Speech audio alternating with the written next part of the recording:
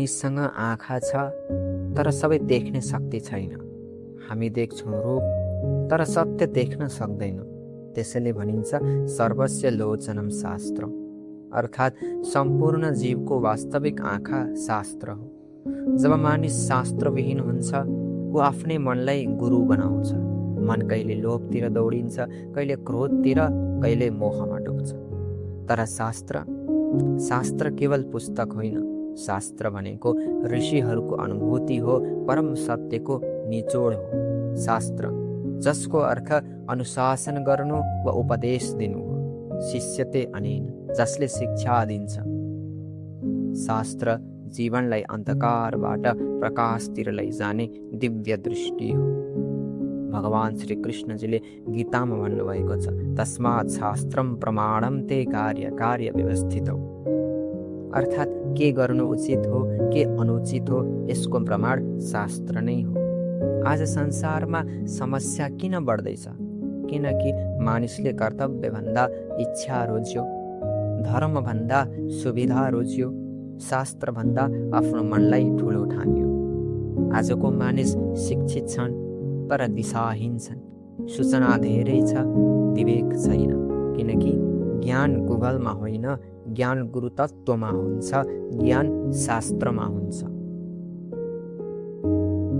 सनातन परम्पराले वेदलाई माता मानेको छ। पुराणहरू केवल कथा होइनन्, त्यहाँ जीवनको गहिरो मनोविज्ञान छ। रामायण केवल युद्धको कथा होइन, त्यो त मर्यादाको शास्त्र हो। महाभारत केवल राजसत्ताको कथा होइन, त्यो त धर्म र अधर्मको सूक्ष्म युद्ध हो। जब भगवान रामले वनवास स्वीकार गर्नुभयो त्यो केवल व्यक्तिगत इच्छा थिएन, शास्त्र सम्मत धर्म पालन थियो।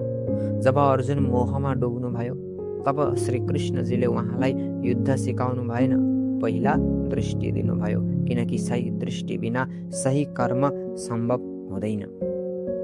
हामी अज्ञानको अन्धकारमा छौँ। शास्त्र भनेको आत्माको नेत्र खोल्ने अञ्जन हो। जसरी आँखा बिना बाटो देखिँदैन, त्यसरी शास्त्र बिना जीवनको लक्ष्य देखिँदैन। शास्त्र किन आवश्यक छ? किनकि मानिसको मन परिवर्तनशील छ। आज जुन कुरा सही लाग्छ भोलि त्यही गलत लाग्न सक्छ, तर सत्य बदलिँदैन। त्यसैले सनातन धर्म व्यक्तिको विचारमा होइन, शास्त्रको सिद्धान्तमा टिकेको छ। वेदले हामीलाई सृष्टिलाई चलाइरहेको दिव्य नियम सिकाउँछ। मानिसको जीवनमा पनि त्यही नियमसँग मिलेर चल्दा मनमा शान्ति आउँछ। जब मानिस धर्मबाट टाढिन्छ, नियम विरुद्ध जान्छ, त्यहीबाट दुःख, अशान्ति र अव्यवस्था सुरु हुन्छ। पुराणले भक्तको हृदय खोलिदिन्छ, भक्तिमा प्रेरित गर्छ। उपनिषदले तिमी शरीर होइनौ, आत्मा हौ भनेर जगाउँछ। गीताले कर्तव्यमा अडिग रहन सिकाउँछ। हामीलाई असत्यबाट सत्यतिर लैजानुहोस्, अन्धकारबाट प्रकाशतिर लैजानुहोस्, मृत्युबाट अमरत्वतिर लैजानुहोस्।